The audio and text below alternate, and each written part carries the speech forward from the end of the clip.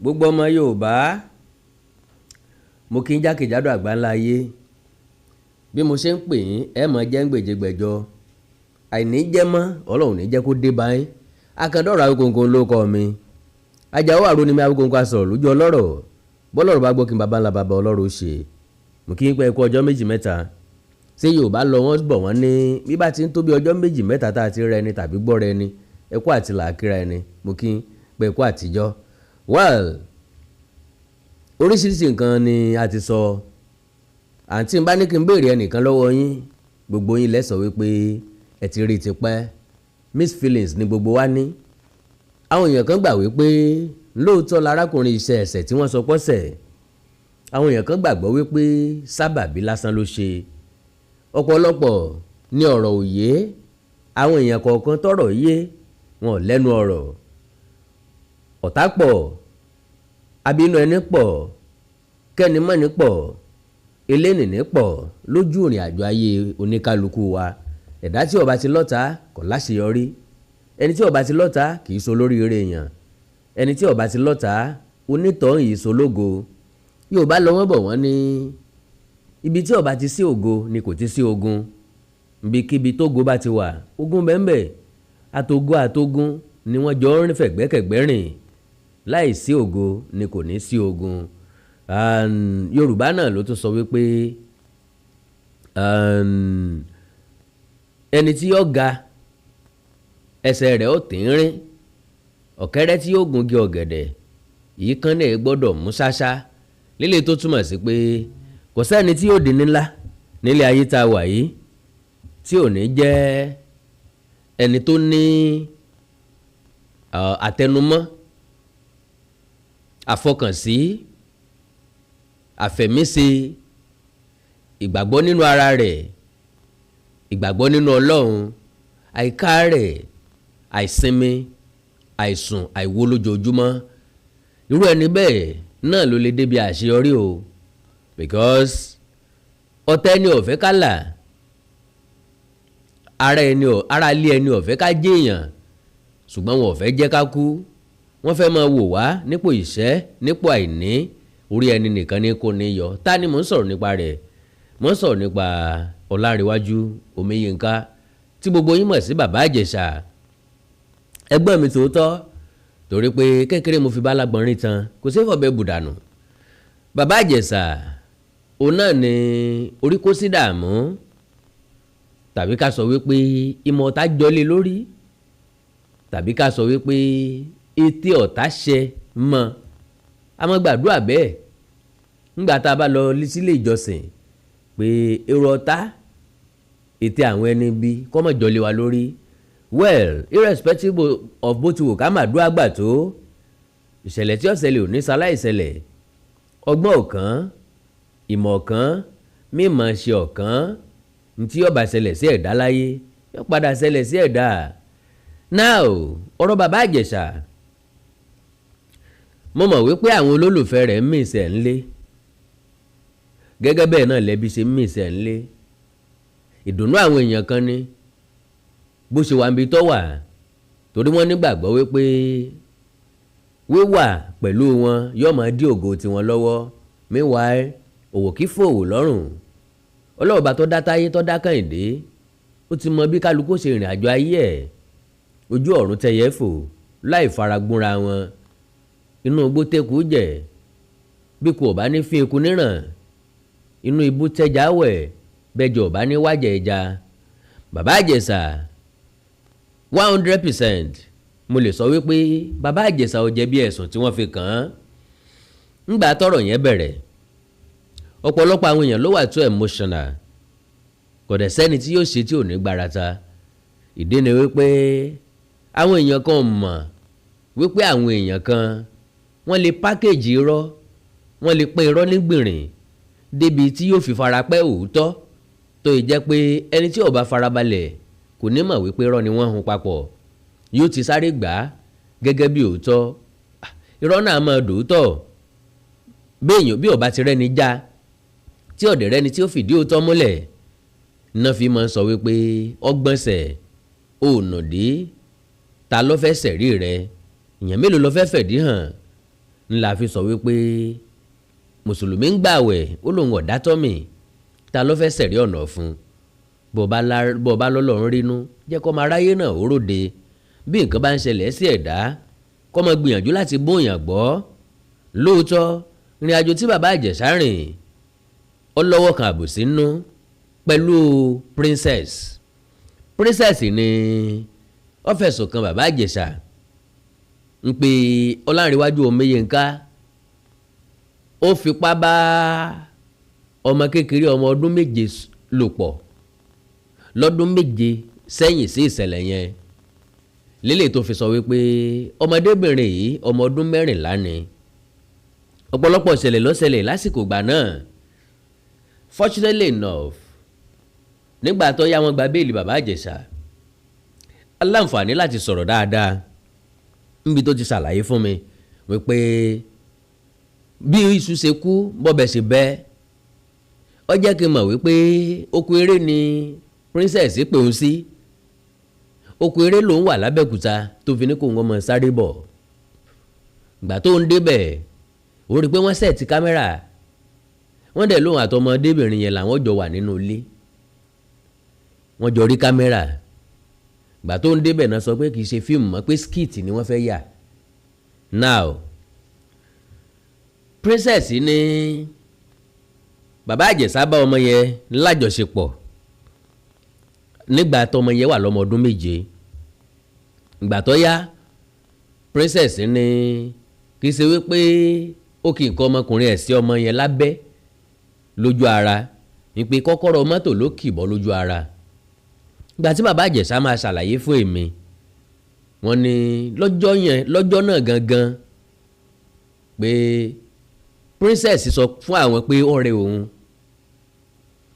káwọn bá òun ra èso bọ̀ fruit àwọn dẹ̀ bá oríṣiríṣi èso ó wà nínú mọ́tò so but bó ṣe pé àwọn ó pé àwọn ń pè jáyà wọ́n sáré lọ bá lókè ìgbà tán débẹ̀ so ẹni tó sọ pé ara wọn ọ̀yá ó túraká ó dá o èso tí mo bọ́ ra bọ̀ ó wà nínú mọ́tò ó ní kọ́ ọmọ yẹn lọ gbèsò yẹn wá now ìgbà táwọn ò fi dé di mọ́tò padà àwọn ti rá àwọn guys àwọn tán máa ń àwọn bàbá àgbàlagbà ilẹ̀ bá mú wá ìgbà tó jẹ́ star ni wọ́n ti wá ń di mọ́tò already mo wá ń béèrè wípé distance wo ní bàbá Ìjẹ̀ṣà fi lórí ọ̀fẹ́ láti kí kọ́kọ́rọ́ bọ ọmọ yẹn lójú ara ṣé láti inú ilé désàlẹ̀ ṣé lẹ́nu step ló ti wáyé irú step wo náà ń lò àbí ń di mọ́tò because bàbá Ìjẹ̀ṣà sọ pé òun ọ̀bọ ọmọ yẹn gòkè mọ́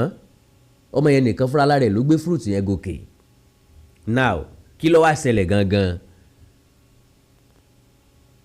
àwọn méjèèjì ní nǹkan papọ̀ ìyẹn ò bàbá Ìjẹ̀ṣà àti princess àwọn àdìtú tí ń bẹ ń bẹ tí ọ̀pọ̀lọpọ̀ èèyàn mọ̀ lélẹ́yìí now bàbá Ìjẹ̀ṣà princess ṣe wedding pẹ̀lú guy kan mo ti sọ sẹ́yìn nínú àwọn ètò tí mo ṣe sẹ́yìn and I don't want to mention the guy's name ó ṣe wedding pẹ̀lú ẹ̀ wedding yẹn according to kò tí ì pósù méjì táwọn méjèèjì pàdé tán fi sáré plan wedding so within a week tán ṣe wedding náà ni wedding yẹn túká tí bọ̀bọ̀ yẹn ń pariwo wípé wọ́n fi nǹkan dín lójú ni bó ló ń ṣe máa fẹ́ princess because ọmọ kékeré ni òkè o ọmọdékùnrin yìí ọjọ́ ẹni tó súnmọ́ bàbá Ìjẹ̀ṣà dáadáa pàtí bàbá Ìjẹ̀ṣà dẹ̀ pé ó ṣàlàyé fún ọ wípé òun ò ṣe mọ́ níṣẹ́ òun ò fẹ́yàwó mọ́ all those things wọ́n ló bẹ̀rẹ̀ sí ní rí picture ẹ̀ kó lára ògiri pé ìgbà wo làwọn ya fọ́tò yìí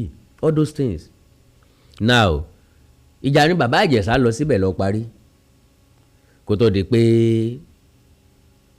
nǹkan yí wọnú ara wọn tó ń bẹ̀rẹ̀ sí ní jọ dọ́rẹ́ pọ̀ ń bẹ̀rẹ̀ sí ní jọ dọ̀rẹ́ now there was a time tí princess ń gbìyànjú wípé káwọn jọ dòwò pọ̀ pẹ̀lú bàbá Ìjẹ̀ṣà lásìkò yẹn òun ló fẹ́ take over production pé ok o àti bàbá Ìjẹ̀ṣà máa ṣe bí tọkọ-tìyàwó nínú skit tán bá ń yà nínú skit tán bá ń yà nǹkan but òun ló máa jẹ́ sí executive producer la fẹ́ pé bàbá Ìjẹ̀ṣà láti sọ wípé ó kò jẹ́ ti bàbá tọmọ kọ́mọ làálà producer ni mí producer ni ọ́ produce tiẹ̀ lọ́tọ̀ kí n produce tèmi lọ́tọ̀ so now bóyá lọ́kàn tiẹ̀ àtòmárì lòun àti bàbá Ìjẹ̀ṣà wà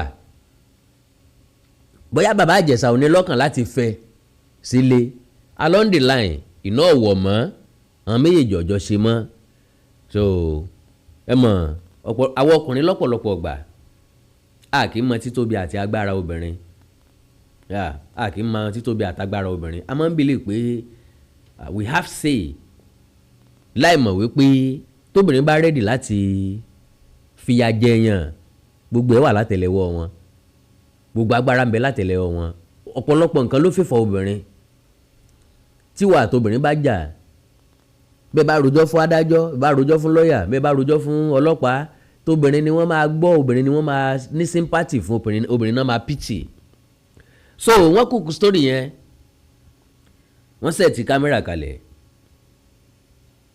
wọ́n láwọn mú bàbá Ìjẹ̀ṣà wípé bàbá Ìjẹ̀ṣà fẹ́ bá ọmọ yẹn ní nǹkan papọ̀ pé n tó ṣe 7 years ago náà ló tún fẹ́ ṣe ńgbà tó ọmọ yẹn ti pé 14 ok ó dàrú mọ́ gbogbo wa lójú because sìn nínú fídíò la rí gbogbo àsopá àrí ti 7 years ago gbàtán délé ẹjọ́ náà ilé ẹjọ́ wọn dá ti 7 years ago nù pé sofáàtì ò ti ṣàkọsílẹ̀ fún tí wọn ò dẹ̀ ti lodge complaint anywhere tí wọn ò ti report ẹ̀ lẹ́ni police station kò sọ̀rọ̀ lórí ẹ̀ now wípé ṣùgbẹ́lè táwọn rí lórí screen òun náà ni wọ́n sọ̀rọ̀ lé lórí meanwhile nígbà tó yá àwọn ọlọ́pàá padà mọ̀ wípé setup ni kí làwọn ìdí tó fi jẹ́ setup wọ́n ní pé later nínú ìwádìí wọn wọ́n ṣe test fún arábìnrin yìí wọ́n dẹ̀ rí wípé kò pẹ́ tí wọ́n gba ìbálẹ̀ ẹ̀ pé ó sì ní kíní ó ní broken nígbà tán gbà bálẹ̀ ẹ̀ and again ràlẹ̀ràlẹ̀ àtọ̀ ọmọkùnrin ó sì wà nínú ara ẹ̀ everybody sáà mọ̀ wípé bàbá Ìjẹ̀ṣà ò ní nǹkan papọ̀ pẹ̀lú ẹ̀ ní moment yẹn then náà wá bẹ̀rẹ̀ lọ́wọ́ ẹ̀ pé ta ni wá àti ẹjọ́ lájọṣepọ̀ ó ní ẹnìkan tí ń jẹ́ Dámilọ́lá Adékọ́lá ok lẹ́yìn Dámilọ́lá Adékọ́lá yìí is there anybody else ó ní yes tá a wá ló ń tọ̀hún ó lẹ́nìkan tí ó jẹ́ security ilé àwọn tí wọ́n ń pè lókèlè my question was so wọ́n ní security nínú ilé wọn níbo wá ní bàbá Ìjẹ̀ṣà ti lọ opportunity láti kí kọ́kọ́rọ́ bọ̀ lójú ara and again kíkẹ kọ́kọ́rọ́ bọ̀ obìnrin lójú ara kí nìyẹn túmọ̀ sí ṣé èèyàn ń bá alájọṣepọ̀ náà nìyẹn àbí wo so now okay Òkèlè ńkọ́ Òkèlè ti sá lọ ìṣó Òkèlè ti ń ṣe sinimá o Òkèlè ti fẹsẹ̀ fẹ́ wọ́n arrest Dámilọ́lá Adékọ́lá ìgbà tó dọ́dọ̀ àwọn ọlọ́pàá Dámilọ́lá Adékọ́lá ò jiyàn ó ní ọ̀rẹ́bìnrin òun ni gẹ́ẹ̀ yẹn ok ọ̀rẹ́bìnrin ẹni ẹ̀dẹ̀ ń bára yín lájọṣepọ̀ ó ní bẹ́ẹ̀ ni ok later làwa gbọ́ wípé wọ́n release Dámilọ́lá Adékọ́lá ok now along the line àwọn ọlọ́pàá observe pé ọmọ yìí ó ju 14 years lọ ṣe mọ̀ pé ojú ò ṣe mọjọ́ orí now ọmọ 9 years lókè ọya tàbí 9 years ń bò míì ó lè jẹ́ 14 years ń bò míì àwa kan wà tó jẹ́ pa ní small stature wọ́n á la ní small stature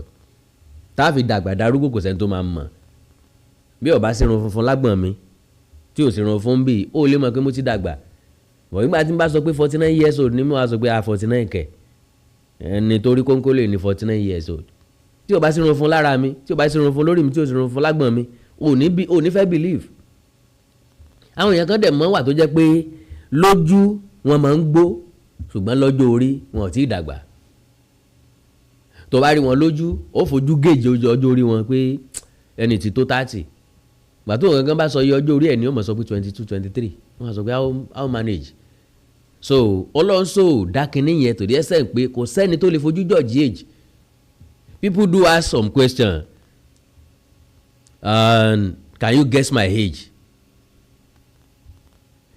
Can you guess my age? I was like, you are 30 something. No, not up to that or above that.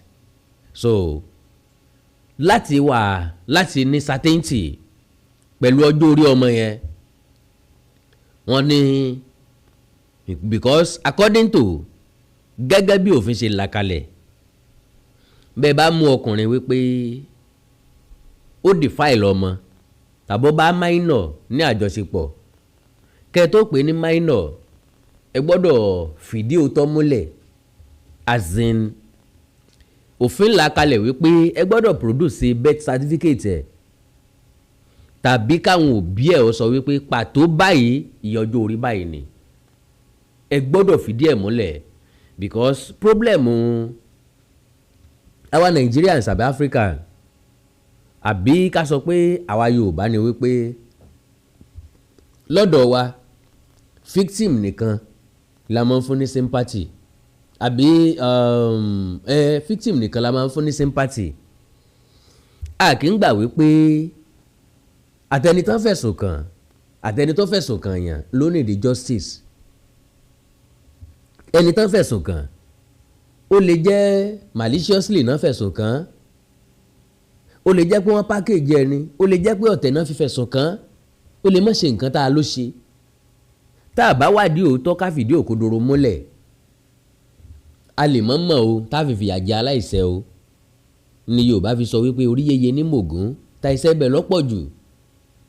Ńgbà tá a bá gbẹ́jọ́ ẹnìkan tá a sọ̀pánù tá a láǹfààní láti gbọ́ òdì kejì ẹjọ́, tọ́dẹ̀ jẹ́ wípé tá a bá gbọ́ òdì kejì ẹjọ́, àwa tá a sọ̀pánù náà la tún máa tọ́pa òun mú padà.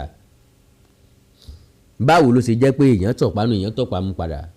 Báwọn èèyàn kan bá rojọ́ bẹ́ríbẹ́rí fún ọ, ó fìbínú sọ̀pánù ni pé kí ló ọ̀yá ẹnì só ń bẹ̀. Ṣùgbọ́n tó bá fẹ́ nìyẹn láǹfààní láti ṣàlàyé pé ǹjẹ́ mo kí bẹ́jọ́ yẹn ṣe rí nìyẹn, ó tọ́pa ẹ̀ múlẹ̀ padà pé ẹ̀dẹ̀ wá kàrá mẹ̀bí ẹni pé ó jù bẹ́yẹn náà lọ. No, gbogbo yẹn ò ṣe kínní náà. So now kò sẹ́ni tó proof èjì ọmọ yẹn láti gbà yẹn lọ́mọ yẹn ti forí mù. No birth certificate. Ìyá àti bàbá ò yọjú láti wá claim pé iye ọdún báyìí ni, because wọ́n mọ̀ pé tán bá ti yọjú wọ́n dàbí ọ̀tá fún princess tó jẹ́ foster mother ọmọ yìí. Òun ló gbà tọ́, òun ló gbà sìn bí ẹran àwọn sìn, òun ló mú látọ̀dọ̀ àwọn òbí ẹ̀ pé ẹ jẹ́ kó máa gbọ́dọ̀ mi. Oríṣiríṣi àwọn èèyàn náà máa ń ṣe bẹ́ẹ̀. Wọ́n lè mú ọmọ ẹbí sọ́dọ̀, wọ́n lè mú ọmọ ẹ̀gbọ́n sọ́dọ̀, wọ́n lè mú ọmọ àbúrò sọ́dọ̀, wọ́n lè mú ọmọ alárò lásán sọ́dọ̀. Mo láìkí ọmọ yìí, jẹ́ kọ́ ọmọ yìí máa gbọ́dọ̀ mi, kọ́ ọmọ kó wá ṣèkejì mi, especially bóbìnrin ò bá tí ì bímọ tàbí tí ò bá tí ì lọ́kọ tó dẹ̀ jẹ́ pé òun nìkan ní ń dá gbé. Ó fẹ́ nìkejì, ó fẹ́ ni tí ọmọ bá sọ̀rọ̀, ó fẹ́ ni tí ọmọ bá ṣe nínú ilé. Oríṣiríṣi bẹ́ẹ̀ ló máa ń wáyé, gẹ́gẹ́ bẹ́ẹ̀ lọ́mọdébìnrin ṣe jẹ́ lọ́dọ̀ princess. So àwọn parents ẹ̀ ò láǹfààní láti yọjú. Ok, iléeṣẹ́ ọlọ́pàá béèrè wípé nínú ilé princess CCTV camera mẹ́mbẹ̀. Ok, ó dà gbé nílé ẹjọ́ wọn ti béèrè lọ́wọ́ àwọn ọlọ́pàá pé ok àwọn kí ni footage tó wà nínú CCTV. Wọ́n ní òsì network ní ó jẹ́ káwọn gẹ̀ẹ́tì footage ẹ̀. Well, èmi ò lè sọ pé àwọn ọlọ́pàá dọwọ́rú o. Ẹ ń bá ṣe dáadáa yóò bá ń bẹ̀, ẹni tí ò ṣe dáadáa yóò bá ń bẹ̀. Nígbà tí ṣẹlẹ̀ yẹn ṣẹlẹ̀, ọ̀pọ̀ àwọn òṣèré tíátà ló deny bàbá Ìjẹ̀ṣà. Àwọn tá a rò pé yẹ kó jẹ́ ọ̀rẹ́ bàbá Ìjẹ̀ṣà pàápàá wọn sọra wọn dọ̀tá ẹ̀.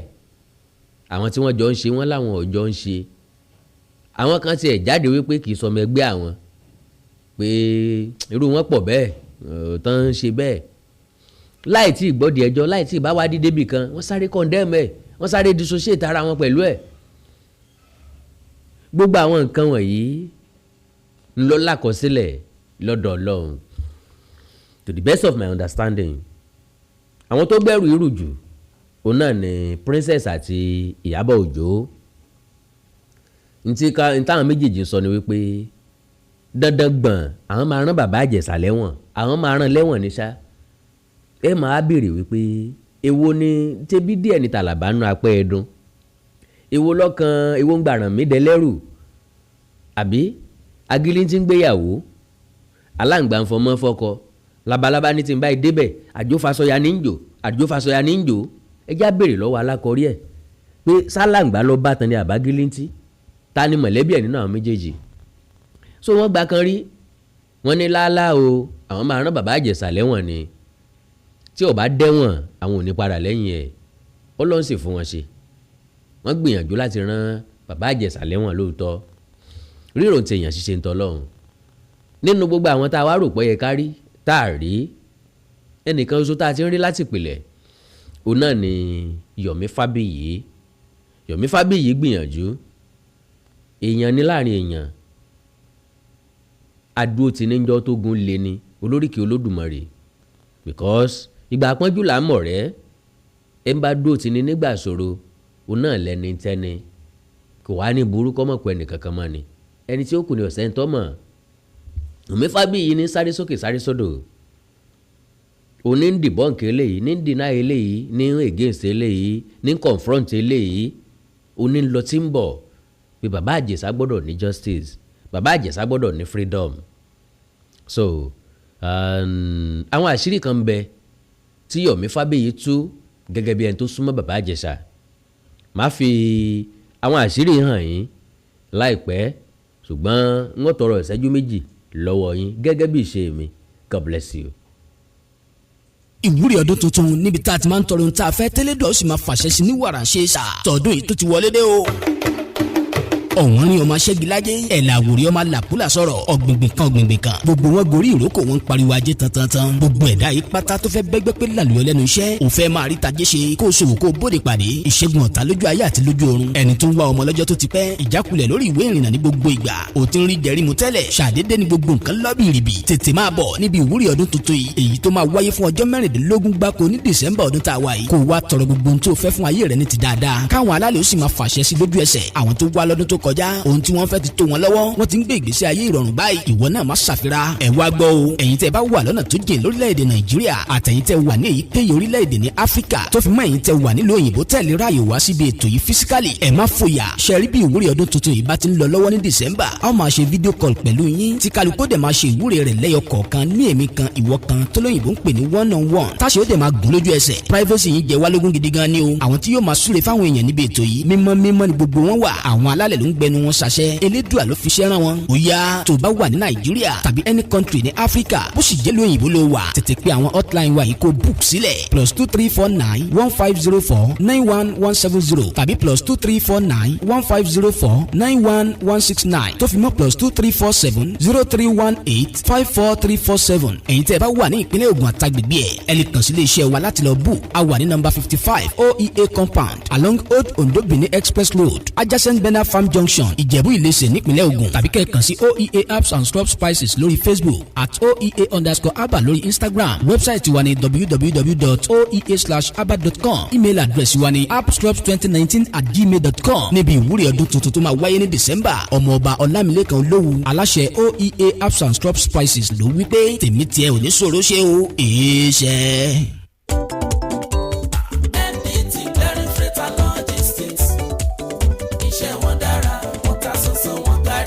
MDT Clearing Freight and Logistics bá a ṣe kárí ayé bẹ́ẹ̀ ni òye iṣẹ́ yé wa cargo services wá dúró tán láti Nàìjíríà a ó bá yín gbé nǹkan ránṣẹ́ sí àwọn èèyàn yín ní Europe UK US Canada Asia lọ bẹ́ẹ̀ gàárì epo pupa ẹ̀gúsí ẹja gbígbẹ ìgbín irú àpọ̀n aṣọ ìlẹ̀kẹ̀ àwọn ìwé tó ṣe pàtàkì àti bẹ́ẹ̀ bẹ́ẹ̀ lọ kò tán síbẹ̀ MDT Clearing Services lékètéńté àṣẹ tó ń tẹjọba tá a gbà ó ń mú àwọn èèyàn yàn wá láàyò láti port ọwọ́ kan ni MDT á clear kọ̀ńténà yín jáde fún yín bó ṣe kọ̀ńténà tó kún fún káà lóríṣiríṣi tàbí ohun mìíràn àwọn òṣìṣẹ́ wa kọ̀ lálá professionalism wa kò lẹ́gbẹ́ MDT doorstep delivery service náà ò gbẹ́yìn níbikíbi lágbàáyé àwa gbé ọjà yín fún yín lẹ́nu ọ̀nà yín MDT tún bá ní ìrajà product sourcing ìyẹn ni pé à á ràn yín lọ́wọ́ láti ra ohun tí ẹ fẹ́ à á sì fi ránṣẹ́ sí yín ní kánmọ́ kóbó ní MDT Clearing Freight and Logistics aka akájú ẹ̀ àtò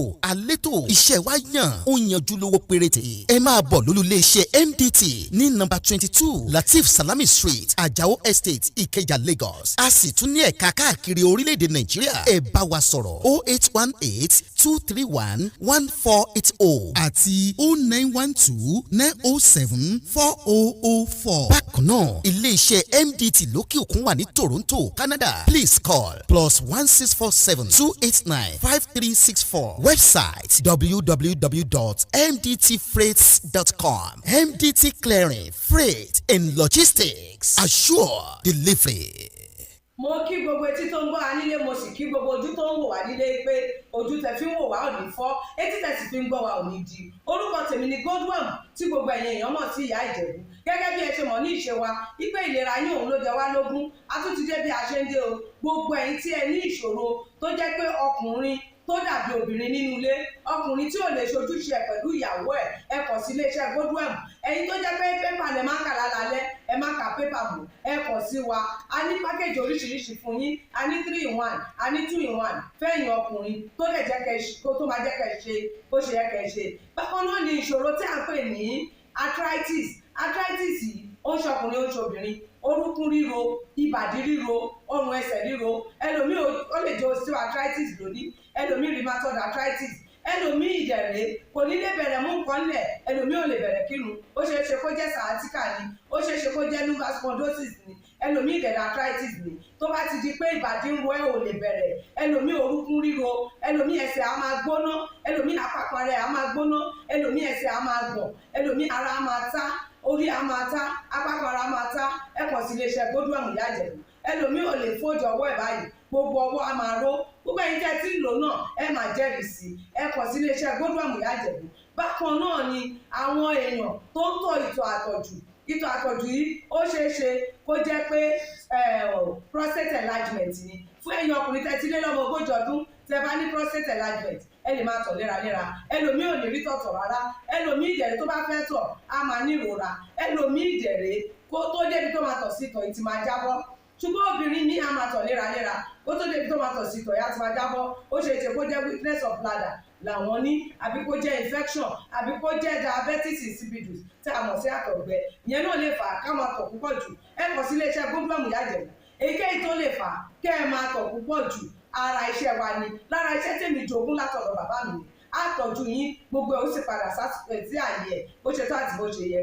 bákan náà ni àwọn tó ní hepatitis ooru inú ẹ̀dọ̀ ni ṣùgbọ́n tí hepatitis bá ti pẹ́ lára ó lè ba ẹ̀dọ̀ jẹ́ ó lè fà á kéèyàn ní enlarged liver ó dẹ̀ lè fa oríṣiríṣi ìṣòro sí ẹ̀dọ̀ yẹn ẹlòmíì á máa ní àmì bí kínú máa dùn bí kójú máa pọ́n kítọ̀ ẹ̀ máa pọ́n ẹlòmíì dẹ̀ kò ní rámì rárá bóyá lọ ṣàyẹ̀wò wá kàn sọ fún pé ó wà positive ẹ kàn sí wa ẹlòmíì ìdẹ̀rẹ̀ ó lè jẹ́ liver cirrhosis lòun ní èyíkéyìí tí ẹ ó ìbàjẹ́ ẹ kàn sí iléeṣẹ́ Godwin ìyá Ìjẹ̀bú bí mo ṣe sọ̀rọ̀ ẹ̀yin tẹ́ ní prostate ó jẹ́ prostate enlargement ni ó jẹ́ prostate cancer ni ẹ kàn sí wa pẹ̀lú ògo Ọlọ́run ẹ ní rí bákan náà mọ́ mo ti sọ fún yín gbogbo ìṣòro yòówù kẹ́ni ewé àti gbòǹkan mélé tí àwọn bàbá wa ń lò láyé àtijọ́ tá a ti gbé kalẹ̀ lọ́nà ìgbàlódé tó sì ṣe bẹbẹ lágbára òun là ń lò fún ọmọdé àti àgbà ẹ kàn sí wa ẹ ní kábàámọ̀ pẹ̀ ṣe bẹ́ẹ̀ ẹ̀rọ ìbánisọ̀rọ̀ mi ni 080-330-34777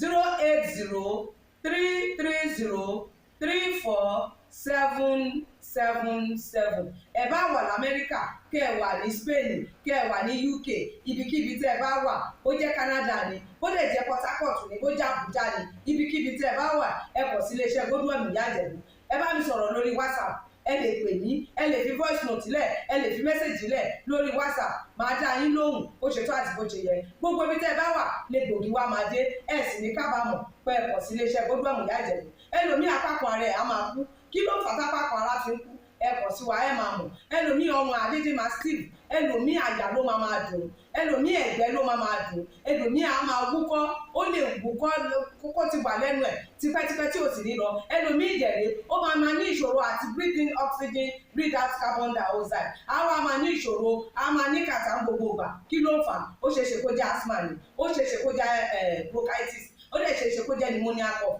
nìwọ ní tó bá ti kàn sí wa èyí tó bá jẹ́ nú ẹ̀ ló máa determine irú egbògi tá a nìkẹ́ra láti lè ṣe wa ẹ ṣe mọ̀ mo ti sọ fún yín o ẹ̀rọ ìbánisọ̀rọ̀ wa 080-330-34777 iléeṣẹ́ Godwin last bus stop yín ni pẹ̀lú agbára Ọlọ́run. Remember, if it is not Godwin, it can never be like Godwin. I used to tell you, health is something to be treasured. Ire o. Kí ló ṣẹlẹ̀ pẹ̀lú case Baba Ijesha ń about 4 charges gone now. Out of the 6 that was preferred against him, that include life imprisonment. Life imprisonment gone, everything tó ní ṣe pé Baba Ijesha bọ́mọ sùn out, he is innocent now. The only thing left is the evil, the trap, the princess to set to official for Baba Ijesha because he broke her heart.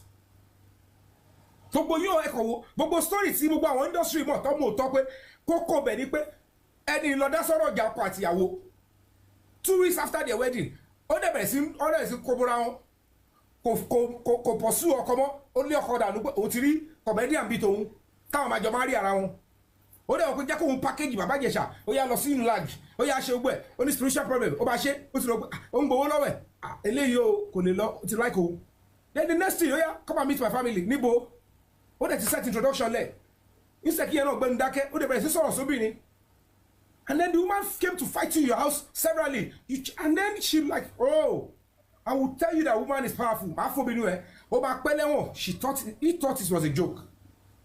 It was when he got into prison he was laughing. He said when they used to say obìnrin le ọtìgbà tó ń ṣe ìwọ bí lówó so n ti get somebody yẹn ó mi nẹ but even when she showed her when he set her up tó ń wo báyìí so get me nẹ ngbà yẹn àfìgbà tó ń ṣe dínú ẹ so you mean it gbogbo àwọn tó ti dìde so when you're looking at this and I am fighting and say don't do this. Whatever nonsense you want to do with any man you wish you want to destroy, don't involve children.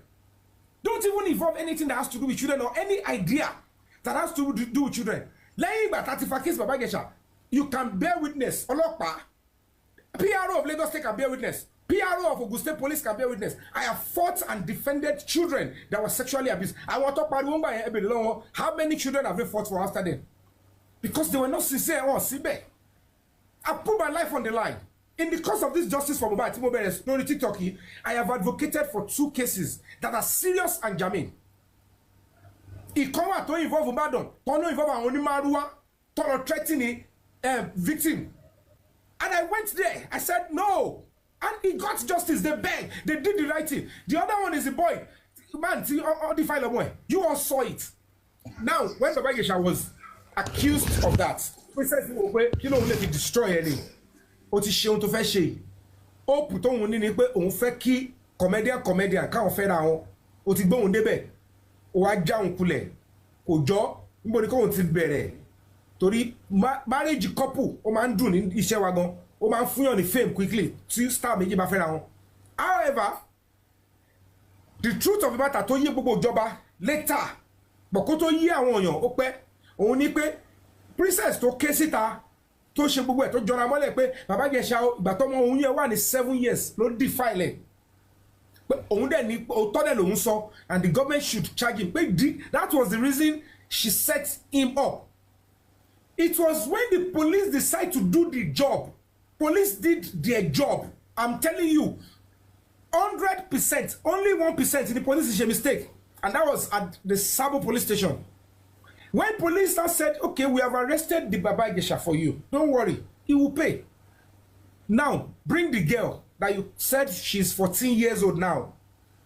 Bring her, let us go and run a test. She's 14, she's not meant to be having sex. Okay, let's go and run a test. And when police ran a test on the girl, the test came out and said healing broken hymen. That means her virginity was just taken not quite long, but it has not finished healing. Then there is presence of semen and evidence of perpetual penetration. Ibẹ̀ ni wọ́n tún wá ọba ìpè ọlọ́pàá wá padà kọjú sí ọmọ yẹn pé ẹni sùúrù 7 years ago kò lè jẹ́ òun ló ṣe ń jiná yìí. It means that your virginity was taken recently. Omo, sit down. Who and who have been having sex with you that you know? The girl did not mention Baba Ijesha. Okay, good. Who had sex with you? Who took it? He said, but that Damilola. Who is Damilola? It turns out to be one Damilola Adekola. That Damilola Adekola is princess, like a brother to her, and living in the same house with them, a neighbor. Who else have been having sex with you? She said, the security of our house, that they used to call him Bodao Kele. Then police swung into action. And they went for the two of them. But unfortunately, the security of the house ran away. Then they apprehended Damilola Adekola. He told him it's Tashi Onipe. Now, they made the whole noise everywhere, out about it. And then the case started. One arrested Damilola Adekola. Cut the beresin, cut the court to. What the Damilola Adekola, on the Fumbe, on the law. What the Baba Ijesha Adekola. Because I am now like, if Damilola Adekola was brought to court, today make a statement to Damilola Adekola, and it is, we have it on a file. Only, yes, girlfriend only. Girlfriend any, and you are having sex with her. He confirmed, he didn't even deny that you having sex with her, because evidence still. At the end of the day, you princess lied to the whole world that Baba Ijesha bought money soon when she was 7. That was why at the first court talking about Baba Ijesha law, they removed that Baba Ijesha bought money soon. That is not guilty. But okay, he should be found guilty of, you know, touching a minor and all of that. He said no. What is there is this. Princess knew that that girl is not 14. And Damilola Adekola knows that she's an adult, but she's a young adult. At the end of the day, football age. And Lagos State government has got right to pursue the case because 14 lekpe, and they are like, you know what? You are not meant to what? To be sexually attracted to a child or a minor. For that reason, you will go down. Where is the age? Where is the proof of the age? The law says before you can sentence anybody for sexual abuse of a minor or sexual assault of a minor, the evidence of age must be established first. Because somebody might look like an adult, but they're a minor. Somebody might have features of an adult and she's still a minor. And somebody might look like an adult, like a minor, and she's an adult. Jojo, King Bestre, Manshiri, Koweju. The best thing is to get these 3 things. One of them is you need to get a birth certificate. If you don't have a birth certificate, there must be the mother to testify or any adult that was there where the child was birthed, and that they will go and verify from where the child was birthed. They will have a record. In the absence of that, the law says medical test. None of these 3 was done. And they are still saying Baba Ijesha is guilty because the girl is not up to 18. And another thing is this. Tell me about Osonipe.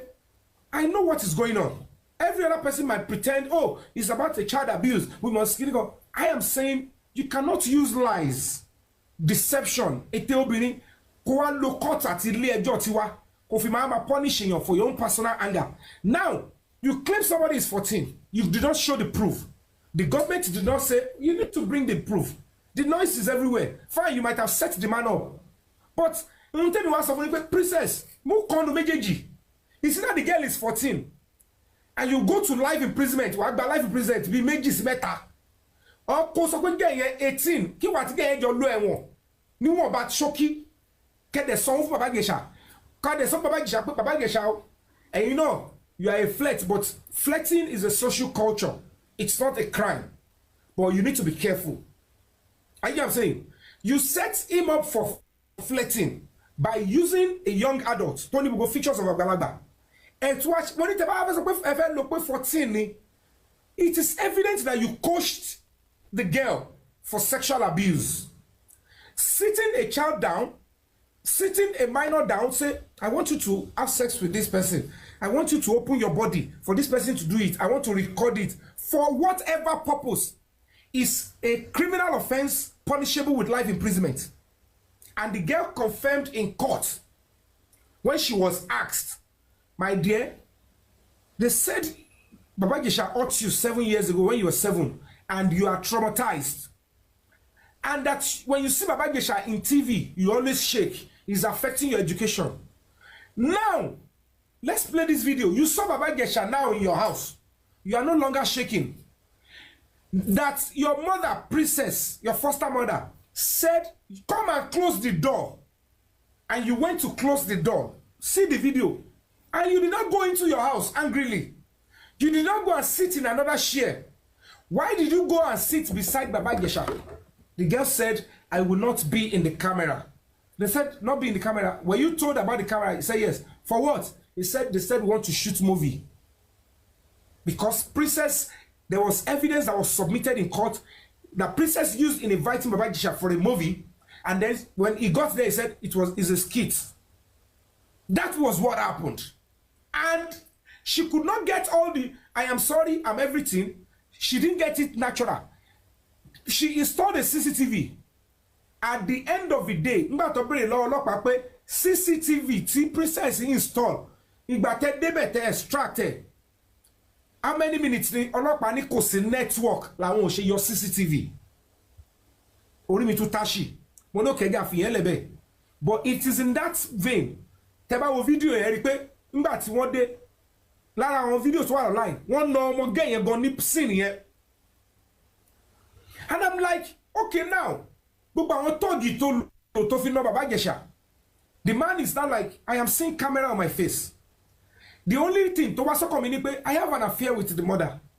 The girls, you know, do whatever with me, give me face. I didn't know the face was a trap. I thought she was interested in me. And I know she's an adult. And I'm saying it to them that you are not meant to even entrap anybody. It's a criminal offense. But when you choose to even do it, if truly you are my friend, and you don't, they tell you I used to have something with a child, 7-year-old, when she was 7.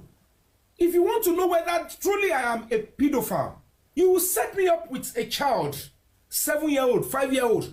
If you set me up with a girl that has boobs, that is looking like a full-grown adult, somebody that is having sex already, that is no longer a right specimen. It is pure wickedness and evil. And I'm saying that you cannot use our law. You cannot use our courts to do this. It is gross human rights abuse to do this to an innocent man, because you know naturally he will be attracted to an adult female. Why would you, if you want to know whether truly he is always sexually attracted to a child, you would have used a child. Despite the fact that you will go to jail for using a child, even using a minor, you are still going to jail. When they never come back, will they sound like 2021? Human rights is not for victims only. When any case comes up, you need to defend the rights of the victim, the defendant, and the public. That is the right of a prosecutor. You must protect it. If you do otherwise, it's just simply ego. It's simply criminality and rogue. You don't know the law. Ilé ayé ilé asán. Wọ́n kọsẹ̀ rẹ̀ lẹ̀ o. Wọ́n kọsẹ̀ rẹ̀ lẹ̀ o. Wọ́n kọsẹ̀ rẹ̀ lẹ̀ o. Wọ́n kọsẹ̀ rẹ̀ lẹ̀ o. Àwọn màláíkà méjèèjì wọ́n kọsẹ̀ rẹ̀ lẹ̀ o.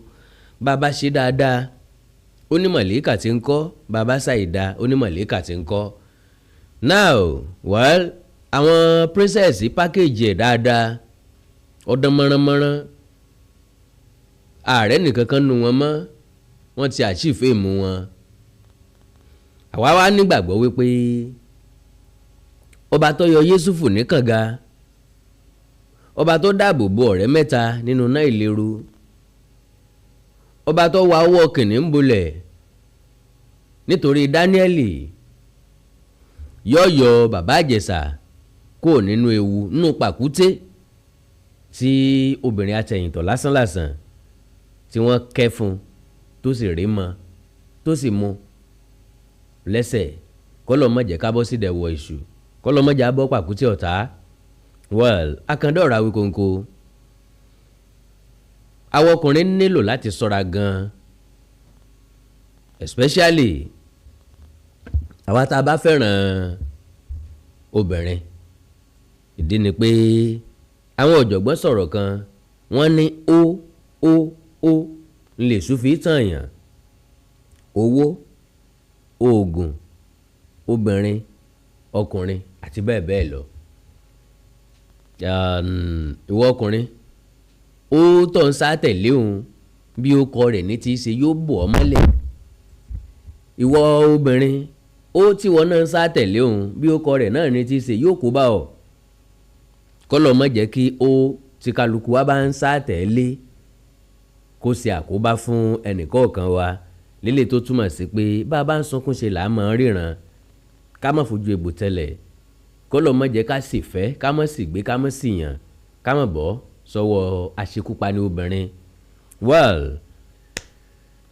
àfa ó jẹ̀yà lọ́rùn kò ní ṣe lójú ọmọ ilé kéwú whatever tí ó bá ṣẹlẹ̀ sí princess ìyà tí ó bá jẹ lọ́rùn òun àtọ́lọ́run rẹ̀ ni wọ́n mọ̀ ìyẹn ò ní ṣojú àwa ta ló wá mọ̀ bóyá gbogbo àwọn tí wọ́n dìtẹ̀ tí wọ́n sọ̀tẹ̀ bàbá Ìjẹ̀ṣà bóyá kálukú wọn ló ti kó ní tiwọn torí bí èèyàn bá ṣe nǹkan fún ọ tó o bá fẹ́ gbẹ̀san ọ sọ fún pé yóò kó ní tiẹ̀ ń wájú ó possible kí wọ́n ti kó ní tiwọn wájú kán mọ́ láǹfààní láti sọ fún wa mọ́ Ọlọ́run ní jẹ́ ká ṣìṣe o. Tó gbogbo ẹ̀yin ọmọ Yorùbá mo ní kí n wá rán yín létí nípa ti FM project mi FM radio project mi tí mo ti sọ tẹ́lẹ̀ pé mo nílò ìrànlọ́wọ́ èèyàn 500 tó lè fún mi ní 100,000 naira tàbí jù bẹ́ẹ̀ lọ. Mo ti wá yí padà pé tó bá possible tó bá jù bẹ́ẹ̀ lọ déédéé bí ó bá tó bẹ́ẹ̀ déédéé bó bá ju 500 lọ déédéé bí ó bá tó bẹ́ẹ̀ déédéé bó bá ju 100,000 naira lọ déédéé bí ó bá sì tó bẹ́ẹ̀ déédéé. Ká fi tọrọ mọ́ kọ́bọ̀ lówó fi dòdìndé àjùmọ̀bí ọ̀kan tàánú ẹni orí rán sí ni ní ṣe ni lóore. Project ni àlá ni Ọlọ́run nìkan ní mú àlá wá sí ìmúṣẹ tọ́lọ́run bá rán yín sí mi tẹ́ wà nínú àwọn èèyàn tó fẹ́ fi mí sin lọ́hùn tẹ́ wà nínú àwọn èèyàn tó fẹ́ fi mí yin lọ́hùn tàbí tẹ́ wà nínú àwọn èèyàn tó fẹ́ fi mí dúpẹ́ lọ́wọ́ Ọlọ́run pé Ọlọ́run ṣoore fún yín tẹ́ lè mú nínú ìṣúra yín láti ran ọmọdé kékeré yìí lọ́wọ́ láti mú àlá ẹ̀ ṣẹ. Mímú àlá mi ṣẹ kò túmọ̀ sí pé èmi nìkan ni yóò wúlò fọ́pọ̀lọpọ̀ èèyàn ta ló wá mọ̀ bóyá yóò kẹ́ bí yín ó sì lè mọ̀ kẹ́ bí yín torí àgbà sóore mọ́wù bẹ̀ ló níyìn nínú bàbá sóore fún èèyàn dúdú ó ṣeé ṣe kọ́jẹ́ èèyàn pupa ni yóò san padà fún ni bẹ́ẹ̀ bá jẹ́ kan nù wọn ẹjá sọ̀rọ̀ lórí WhatsApp kí n fún yín lákàn nọ́mbà +234 904 851 9362 +234 904 851 9362 bó bá ajá kan nọ́mbà mi gangan lẹ fẹ́ 05 15 37 37 53 05 15 37 37 53 bank GT Bank orúkọ tí ń bẹ ńbẹ̀ The Values Heritage Ventures DE Values Heritage Ventures àna Olódùmarè ò ní fẹ́ nìkọ̀ọ̀kan wá sílẹ̀ ilé onílé wa ta ọ̀nà onínà wá wọlé àtẹ̀mí àtẹ̀yìn kájọfà ikú dẹ́gbẹ̀rà. God bless you all. Awikonko Development Fans Club ilé aláyọ̀ ilé wa. Awikonko Development Fans Club ilé aláyọ̀ ilé wa. Ẹgbẹ́ tó dúró fún ìdàgbàsókè àti tẹ̀síwájú èdè àṣà àtún àjogúnbá ilẹ̀ Yorùbá. Ẹgbẹ́ tó fẹ́ ìrẹ́pọ̀ gbogbo ọmọ Yorùbá tó tún gbé àṣà àti ṣe Yorùbá lárugẹ. Awikonko Development Fans Club ilé aláyọ̀ ilé wa. Awikonko Development Fans Club Worldwide ẹgbẹ́ tí kò rọ̀gbọ̀kú lé ìjọba ẹgbẹ́ tó dúró fún ìdàgbàsókè àti ìtẹ̀síwájú èdè àṣà àtún àjogúnbá ilẹ̀ Yorùbá pẹ̀lú àtìlẹ́yìn gbajúgbajà pèdèpèdè ní Akanda ọ̀rọ̀ Awikonko ẹgbẹ́ tó ń fẹ́ ìrẹ́pọ̀ gbogbo ọmọ Yorùbá ẹgbẹ́ tó ń gbé àṣà àti ṣe Yorùbá lárugẹ ẹgbẹ́ tó dúró láti ṣàtìlẹ́yìn tó gbọngbọ́n fún Akanda ọ̀rọ̀ Awikonko àti àwọn ètò rẹ̀ káàkiri àgbáyé àǹfààní wà láti darapọ̀ mọ́ wa ẹ bá wa sọ̀rọ̀ lórí WhatsApp nìkan nìkan ẹ lè pè wá ẹ lè send text message tàbí voice note pẹ̀lú àwọn nọ́mbà wọ̀nyí +234-8053270136 tàbí ààrẹ ẹgbẹ́ Adéolú Adékọ́lá lórí +17048912729. Awikonko Development Fans Club Worldwide, ilé aláyọ̀ nílé wa.